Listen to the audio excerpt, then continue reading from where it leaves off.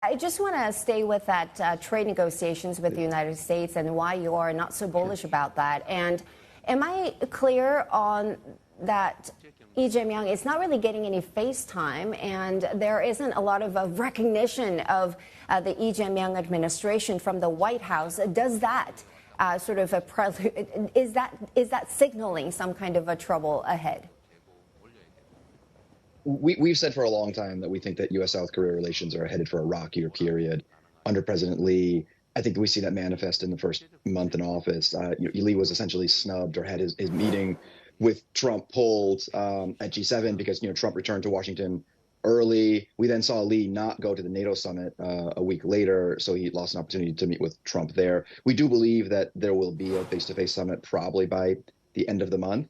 But with that said, we don't see that there's going to be major deliverables out of that meeting because there's not a whole lot of progress that's being made on trade talks at the moment. They've essentially stalled since the end of May, and his current trade minister has signaled a harder line going forward, that this talk of mutually beneficial outcomes suggests that Korea wants something in return. It's not just going to be presenting a package of offers to the U.S. It's also going to be wanting concessions, most likely a lowering of both the IEEPA tariffs as well as the sectoral tariffs on autos and steel and aluminum. And when it comes to the local property market, right, so he's focusing on curbing speculation because prices remain high in certain areas of Seoul. He's putting caps on housing loans. However, it's not moving. His government is not moving to do the same for foreign property buyers, and a lot of people are talking about Chinese investors in the local property market. Do you think that is somehow aligned with his geopolitical diplomacy focus with China and Russia? I mean, just this morning he's saying that South Korea will improve ties with Russia and China swiftly.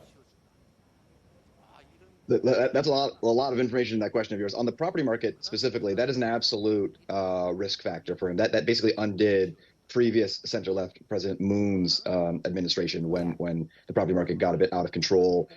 Lee has signaled that he really wants to tamp down speculation in the property market and redirect investors to the stock market. That's the flip side of his KOSPI 5,000 plan. We believe that he will struggle to do that, however, and this is absolutely a sort of potential headwind that his administration could face within the next few months. Regarding relations with China and Russia specifically, Lee signaled this on the campaign trail that he was going to pursue a friendlier policy, quote unquote, with both Beijing and Moscow, to say nothing of Pyongyang, and we're starting to see that policy actually be rolled out to some degree, whether that's slight distancing between Seoul and Washington, and Seoul and potentially Tokyo going forward, and more of a pivot back to Beijing and Moscow. We have reports now that China is inviting Lee to attend the September 3rd military parade in Beijing, and we don't know with great confidence yet whether Lee will accept that offer or not. But the fact that it's even being made right now or that's in play shows you how seismic the change has been in Korea's foreign policy over the last 30 days.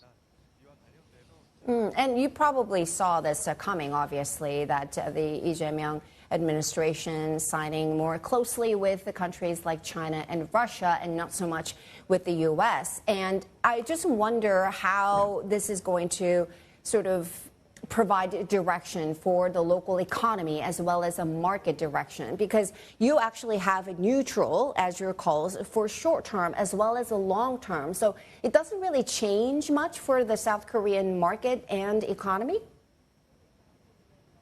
So just regarding the foreign policy bit in particular, what we've been flagging for our clients for months now is that Lee was campaigning by essentially making a lot of beautiful promises that were going to be difficult to implement. So he was saying he was going to have balance in foreign policy, both maintaining close ties with Washington and Tokyo while also improving relations with Beijing and Moscow. And we were quite skeptical that he was going to be able to achieve that, because that essentially requires hard choices. Likewise on the economy, you can't really have it both ways. You can either be a pro-fiscal type, or you can have fiscal discipline.